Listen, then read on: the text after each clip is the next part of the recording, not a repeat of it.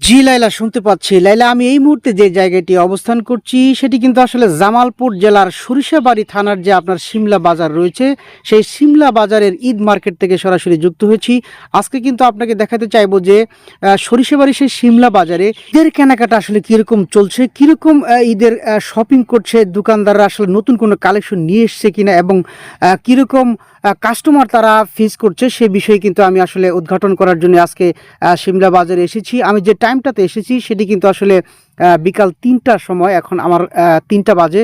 সেই ৩টার সময় কিন্তু আমি বিভিন্ন জায়গায় সিমলা বাজারে, সরিষাবাড়ি সিমলা বাজারে প্রত্যেকটা মার্কেট ঘুরে ঘুরে এবং দোকানে ভিজিট করেছি। সেখানে কিন্তু আসলে সেরকম কাস্টমার কিন্তু আমরা দেখতে পাইনি।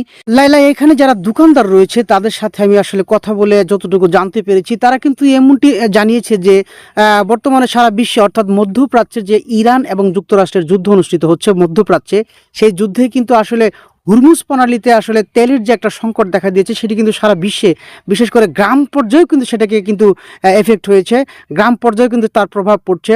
মোটরসাইকেল, বাইক এবং দূরগামী যে বাসগুলি রয়েছে সেগুলি চলাচল কিন্তু আসলে কষ্ট হয়ে যাচ্ছে বর্তমানে।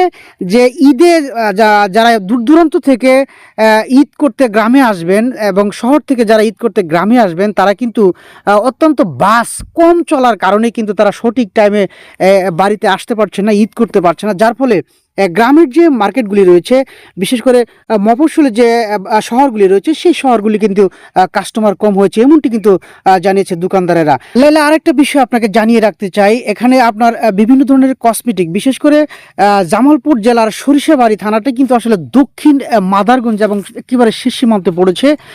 টাঙ্গাইল ঘেঁষেই কিন্তু এই সরিষাবাড়ি থানাটি। এখানে কিন্তু প্রতি বছর, আমি যতটুকু জানি, আমি এখানেরই সন্তান, প্রতি বছর ঈদের যে আপনার মার্কেটটা, অর্থাৎ সিমলা বাজারের যে মার্কেটটা, দক্ষিণ মাদারগঞ্জের এবং দক্ষিণ জামালপুরের কিন্তু বেশিরভাগ কাস্টমার কিন্তু এই সিমলা বাজারে মোমো করতো।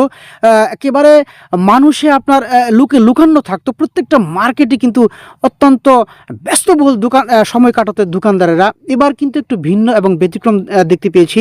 তারা যেমনটি বলেছে যে ইরান যুক্তরাষ্ট্রের যে যুদ্ধ, অর্থাৎ মধ্যপ্রাচ্যের যে যুদ্ধের কারণে কিন্তু তেলের দাম বৃদ্ধি হওয়ার কারণে যারা ঢাকাগামী, যারা দূর দূরান্ত থেকে চাকরি করেন, বাস কম চলার কারণে কিন্তু তারা আসলে গ্রামের বাড়িতে এবার ঈদ করতে পারেনি।